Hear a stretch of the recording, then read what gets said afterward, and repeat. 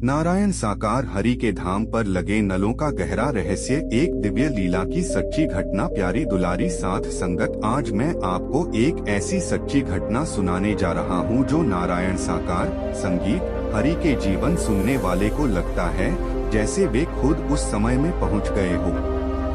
मैं इसे विस्तार से बताऊंगा। यह कहानी उस समय की है जब नारायण साकार हरि, जिन्हें भूले बाबा के नाम से भी जाना जाता है, मात्र 12 वर्ष के बालक थे।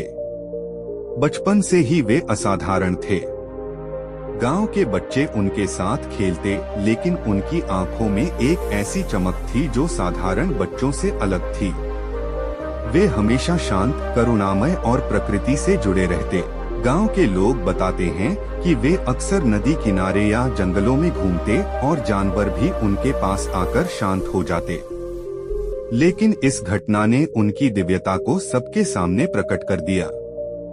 एक गर्मियों की दोपहर थी। सूरज आकाश में चमक रहा था और बहादुर नगरी गांव की पगडंडियां धूल से भरी हुई थी। नारायण साकार हरि अपने 4-5 बाल सखाओं के साथ खेल रहे थे।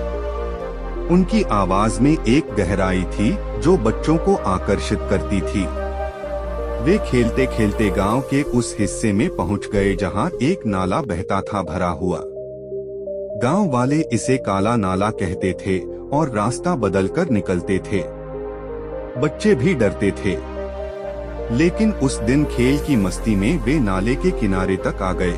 अचानक नेती ने अपना खेल खेला।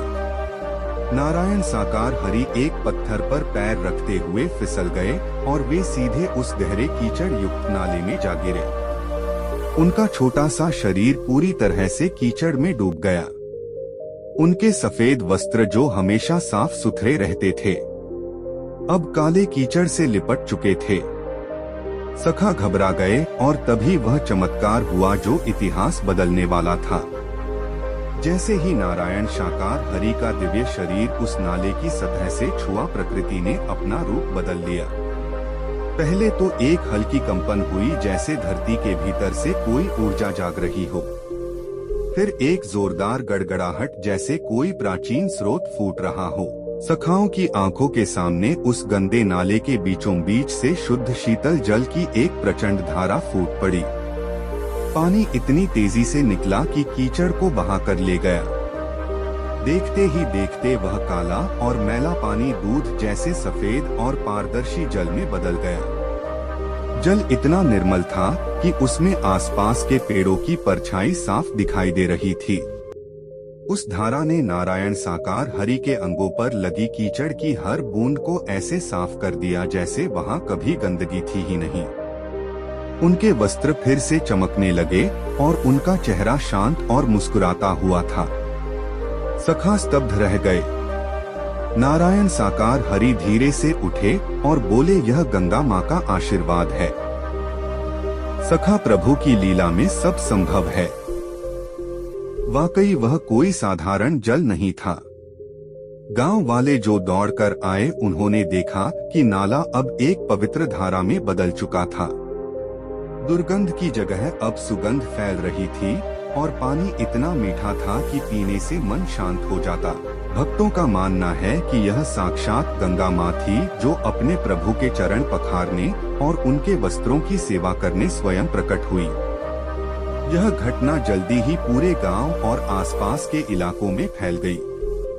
लोग आकर उस धारा में स्नान करने लगे और कई चमत्कार होने लगे। एक बूढ़ी अम्मा, जिनकी आंखें कमजोर थीं, ने पानी से आंखें धोई और उनकी रोशनी वापस आ गई।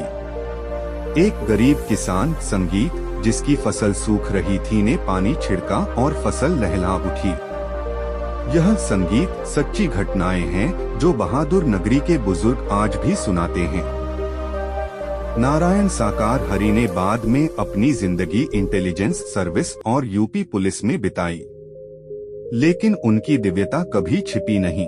अब आते हैं आज के रहस्य पर। नारायण साकार हरि के धाम पर लगे उन नलों की महिमा।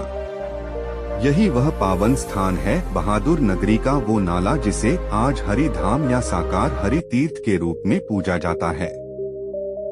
धाम पर जो नल लगाए गए हैं वह साधारण नल नहीं हैं। उनके पीछे का रहस्य यही है। गंगा का स्वरूप भक्तों का दृढ़ विश्वास है कि उन नलों से आने वाला जल उसी दिव्य धारा का अंश है जो प्रभु के 12 वर्ष की आयु में प्रकट हुई थी। यह गंगा मां का प्रतीक माना जाता है। वैज्ञानिक जांच में भी यह पानी असाधारण रूप से शुद्ध पाया गया है।